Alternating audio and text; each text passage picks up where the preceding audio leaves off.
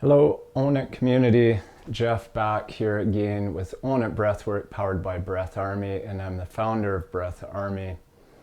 And in this video, we're going to talk a little bit about breathing chemistry and why chemistry is important when we think about breathing and how we can think about optimizing that chemistry to improve our performance, to increase our mental and physical health, and our overall well-being.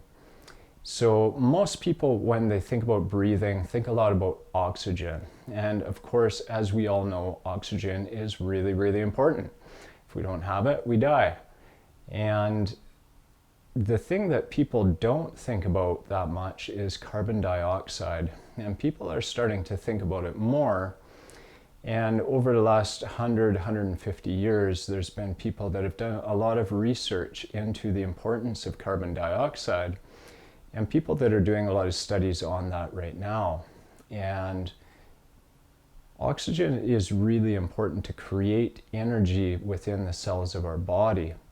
But if we don't have enough carbon dioxide in our body, then that oxygen never gets into the cells of our body. So if you were to measure right now, I would guess that virtually all of you, if you are part of the Own It community, that your oxygen saturation is somewhere between 95 and 99%. So that means that between 95 and 99% of the red blood cells in your body have oxygen attached to them. So the oxygen comes into the lungs, and then that oxygen diffuses into the blood, and then it attaches to a red blood cell. And those red blood cells transport the oxygen around the body to the different muscles, to the different cells, so that they can create energy. But the thing is that oxygen is attached to that red blood cell. And in order to come off of that red blood cell, we need to have carbon dioxide in the system. And carbon dioxide has an affinity for those red blood cells more so than does oxygen. So it pushes that oxygen off of the red blood cells.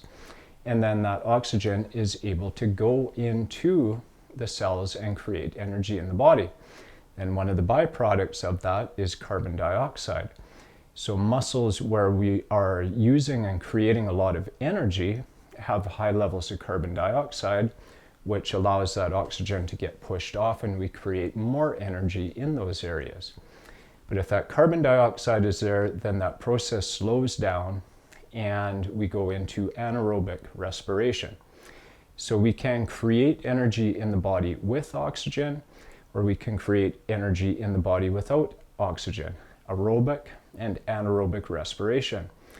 If we're creating energy with oxygen, then we create 16 times more energy than if we're creating energy without oxygen. So we really want to be in that aerobic zone as much as we can in order to increase energy production in the body. So how do we get more carbon dioxide in the body, and what other roles does carbon dioxide play in the body? So carbon dioxide is actually really important in creating the stimulus to breathe in the body. And so our body actually isn't monitoring oxygen. There's some sensors that do monitor oxygen, but for the most part, our body is monitoring carbon dioxide. And so we've got different sensors in different parts of the body that are continually monitoring either how much carbon dioxide we have in our body or what the pH is of our blood. And now carbon dioxide is acidic and oxygen is alkaline. So when that level of acidity rises and the pH goes down, then that sends a signal to our brain in order to initiate respiration. And so when we have a sense of breathlessness, when you feel like you can't get a full breath, most people equate that to not having enough oxygen. But that's actually not true. That sense of breathlessness, the stimulation that our body gives our brain that we need to breathe, actually comes from too much carbon dioxide in our body.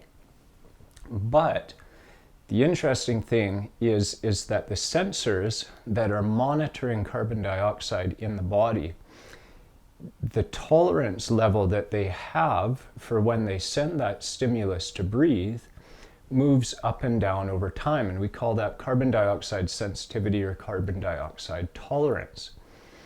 And so if you remember to what I was just talking about, we actually want to be able to tolerate more carbon dioxide in the body because that allows us to create more energy. And so if we want to increase our carbon dioxide tolerance, we actually need to push into that sensation of breathlessness. And because breathing is so important to our survival, our brain and our body have created the most uncomfortable signal that could be possible within our body to tell us to breathe so that we keep breathing. So we have this incredibly uncomfortable panic suffocation response that happens within the body.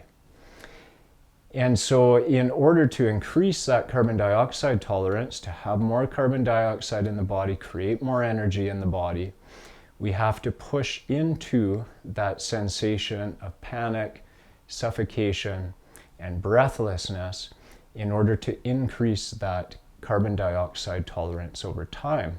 What happens in a lot of people that drives that tolerance down over time is people sense that breathlessness and it causes them to breathe more. And so they're actually breathing out more carbon dioxide, and over time that drives that carbon dioxide tolerance down, and their body tolerates less carbon dioxide, less acidity, and it causes them to breathe more frequently and more heavily. They breathed off more carbon dioxide tolerance goes down even lower, and that has a huge impact on how they produce energy in the body. But it also has a big impact on the blood vessels of the body.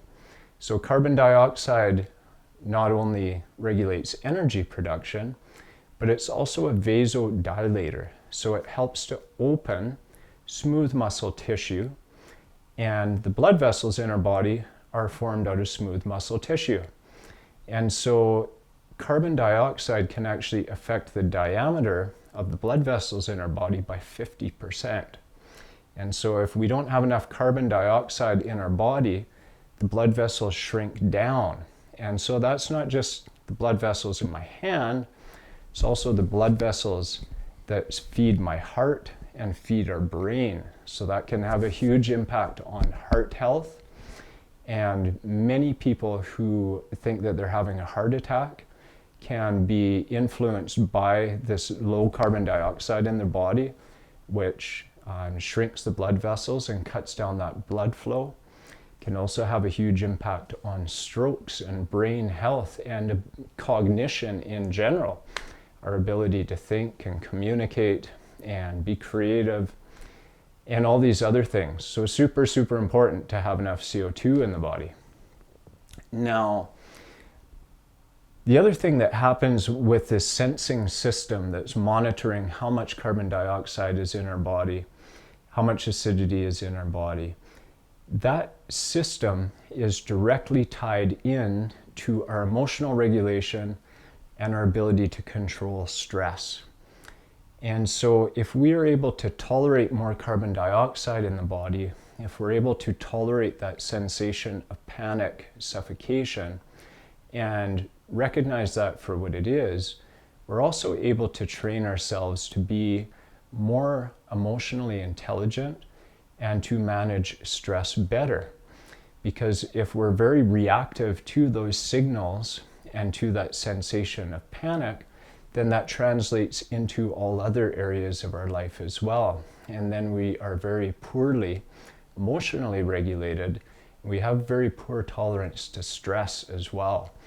So if you want to create more energy, and if you want to be more emotionally regulated, if you want to better manage stress, if you want to have better cognition, then we need to start thinking about carbon dioxide. And that's the purpose behind many of the exercises that I'm going to share with you in Own It Breathwork. So I'm excited to get to those, and I'll see you there.